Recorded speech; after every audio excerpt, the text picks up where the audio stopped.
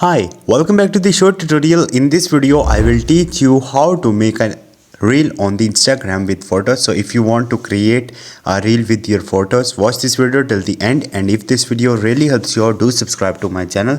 So first of all, you have to open your Play Store, and from here you have to search for the CapCut.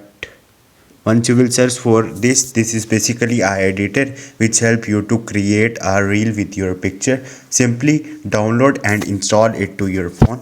So I have already installed it to my phone. I simply open it.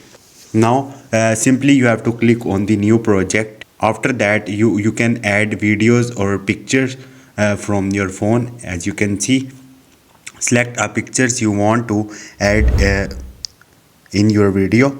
So once you will do it, after that you can set a music and share it with your friend on the Instagram. So this is the way. Hope this video will helpful for you. If you have any question or any confusion, just drop a comment. I will try to help you. Thank you.